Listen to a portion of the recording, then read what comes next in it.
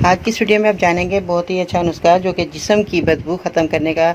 आज मैं आपको तरीका बताऊंगी कि आपने क्या चीज़ें लेनी है और इसका इस्तेमाल किस तरह करना है कि जो कि आपके जिस्म की पूरी बॉडी की आपकी जो है बदबू ख़त्म हो जाए। बहुत ज़्यादा लोग परेशान हैं, इस परेशानी को दूर करिए। आज मेरी वीडियो के अंत तक देखिएगा, सुनिएगा ताकि आपकी परेशानी दूर हो जाए। तो आइए जानते हैं कि आपने क्या चीज़ें लेनी है और इसका इस्तेमाल किस तरह करना है।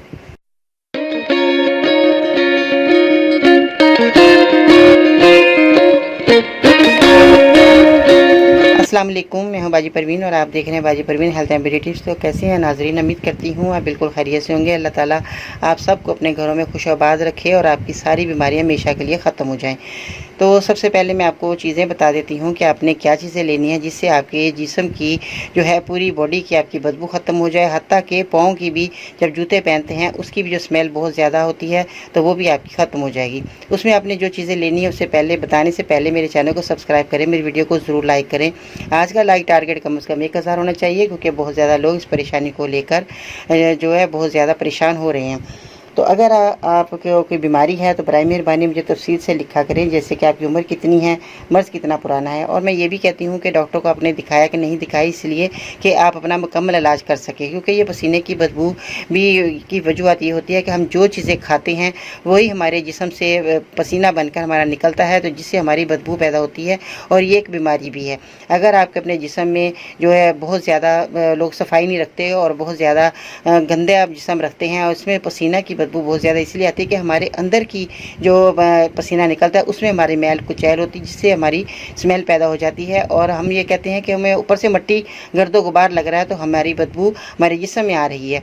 नहीं, हमारी अंदरूनी जिस्म की जो पसीना निकल रहा है वही हमारी स्मेल पैदा कर रहा है, क्योंकि आपकी ग़िज़ाएँ अच्छी नहीं है, आप ग़िज़ाएँ साफ़ सुथरी नहीं खाते, ताज़ा फल, ताज़ा सब्ज़ियाँ, इन चीज़ों का इस्तेमाल नहीं करते, इसलिए हमारे पसीने में स्मेल आती है। तो इसलिए आपको सबसे पहले तो आपको ग़िज़ा का ख्याल रखना है ताकि आपके बॉडी से जो है स्मेल जो आ रही है वो दूर हो जाएगी। तो अच्छी खुशबू आनी चाहिए, क्योंकि अगर हमारी ग़िज़ाएँ अच्छी नहीं हैं तो हमारा पूरी बॉडी का निज़ाम भी अच्छा नहीं रहेगा, हमारा पेट का निज़ाम ठीक नहीं रहेगा, क्योंकि इससे जो है बहुत ज़्यादा और बीमारियां भी बढ़ने का इम्कान होता है। तो आपने क्या करना है, इसमें आपने फिटकड़ी का इस्तेमाल करना है। एक तो सफ़ेद फिटकड़ी होती है और एक ये आप गुलाबी कलर की रेड कलर की देख रहे हैं फिटकड़ी, इस तरह की आपने फिटकड़ी का इस्तेमाल करना है। ये आपको पंसार की दुकान से आसानी से मिल जाएगी।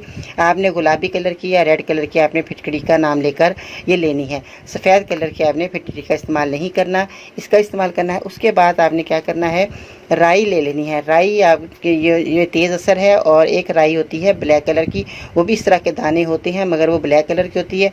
आपने इस किस्म की राई का इस्तेमाल करना है जो मैं आपको दिखा रही हूँ। तो ये राई आपने ले लेनी है। इसके साथ अर्के गुलाब आपने ले लेना है और मोतिये के ताज़ा फूल ले लेने हैं। तो ये जो है आपके लिए बेहतरीन नुस्खा बनने वाला है, क्योंकि ये आपके लिए फ़ायदेमंद भी रहेगा और आपकी परेशानी भी बहुत बड़ी दूर होने वाली। इस तरह करना है आपने कि अर्के गुलाब आपने ले लेना है।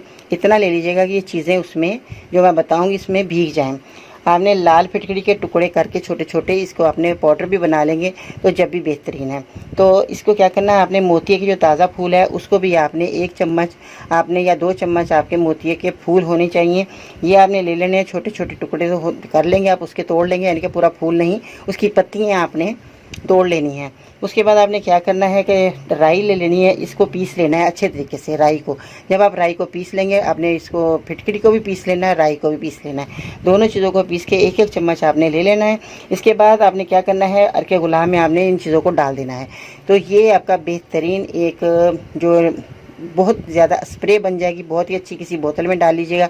तो ये आपके पाँव पे भी अगर आप स्प्रे कर लेते हैं तो वो भी, अगर पूरी बॉडी पे आप स्प्रे करते हैं, बगलों में सब जगह आपने अपने स्प्रे कर लेनी है, तो फिर आपने अपने कपड़े पहन लेने। ये देखिएगा इंशाल्लाह ताला आपके जो पसीना निकल रहा है वो आपका जो है पसीना बदबू में नहीं खुशबू में तब्दील हो जाएगा और आपके पूरी बॉडी में खुशबू आना शुरू हो जाएगी। किसी भी परफ्यूम की लगाने की आपको ज़रूरत पेश नहीं आएगी। आप ये मेरा नुस्खा इस्तेमाल करके देखिएगा, इंशाल्लाह ताला आपको बहुत फ़ायदा हो जाएगा।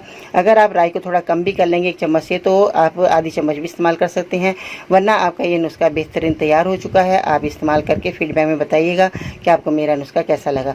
और आपने जब पैरों पर स्प्रे कर लेनी है तो उसके बाद आपने मोज़े पहन लेने हैं और आपने जो है मोज़े पहनकर जूता पहन लेना। इससे जो है आपकी जो भी आप जूता उतारेंगे तो आपको स्मेल नहीं आएगी। ये एक बहुत ही अच्छा, बहुत ही फ़ायदेमंद नुस्खा जो मैंने आज आपको बताया, आप इस्तेमाल करेंगे इंशाल्लाह ताला आपको बहुत फ़ायदा हो जाएगा।